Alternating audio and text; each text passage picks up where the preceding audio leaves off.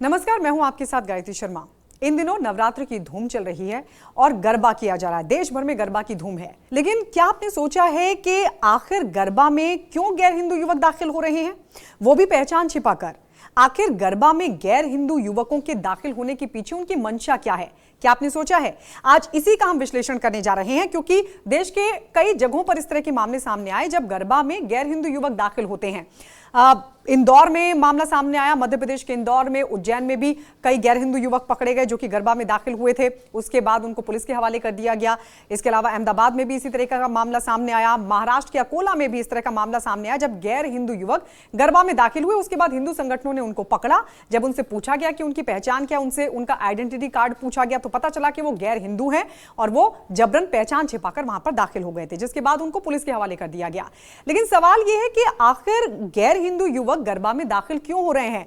उनका मकसद क्या फसाद करना है या फिर लव जिहाद करना? ये सवाल हम नहीं उठा रहे हैं। दरअसल ये सवाल हिंदू संगठनों की तरफ से पूछा जा रहा है। हिंदू संगठनों की तरफ से और क्या कुछ आरोप लगाया जा रहा है, इस पर हम बातचीत करें उससे पहले समझते हैं कि गरबा आखिर है क्या। गरबा जो कि गुजरात का पारंपरिक नृत्य है, हालांकि आजादी से पहले ये गुजरात में किया जाता था, लेकिन अब तो देश के कोने कोने में गरबा किया जाता है नवरात्र के मौके पर। इसके अलावा दुनिया भर में गरबा मशहूर है।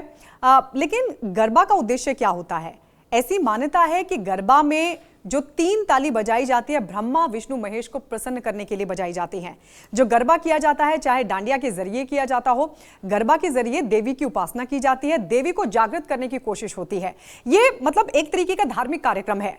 अब ऐसे धार्मिक कार्यक्रम में अगर गैर धर्म के लोग दाखिल होते हैं तो विवाद होना लाजमी सी बात है। और इसीलिए जगह जगह जब इस तरह के मामले सामने आ रहे हैं तो हिंदू संगठन लगातार आरोप लगा रहे हैं कि क्या ये लव जिहाद के मकसद से युवक दाखिल होते हैं। आपको बता दें कि अभी हाल में लगातार इस तरह के मामले सामने आए हैं।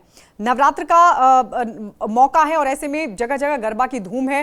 जो मामले सामने आ रहे हैं वो गुजरात से भी सामने आ रहे हैं, वो महाराष्ट्र से भी सामने आ रहे हैं, वो मध्य प्रदेश से भी सामने आ रहे हैं, जहां गरबा का आयोजन किया गया और वहां पर कुछ गैर हिंदू युवक दाखिल हुए। उसके बाद हिंदू संगठनों की नजर उन पर पड़ी। जब उनसे उनकी पहचान पूछी गई तो उन्होंने अपनी पहचान भी छिपाई। हालांकि जब पुलिस के हवाले किया गया तो खुलासा हुआ कि ये दूसरे धर्म के लोग थे जो कि दाखिल हुए थे। और दावा तो यहां तक किया जा रहा है हिंदू संगठनों की तरफ से, यहां तक कि पुलिस की तरफ से भी यह कहा जा रहा है कि जब उनके फोन को खंगाला गया तो 250 से ज्यादा तस्वीरें महिलाओं की और जो लड़कियां हैं उनकी बरामद हुई हैं। अब हिंदू संगठन इस तरह के मामलों को लेकर सीधा सा आरोप लगा रहे हैं। वो ये कह रहे हैं कि दरअसल ये लव जिहाद के मकसद से गरबा में दाखिल होते हैं, वहां महिलाओं को और लड़कियों को बहलाते हैं, फुसलाते हैं और लव जिहाद करते हैं।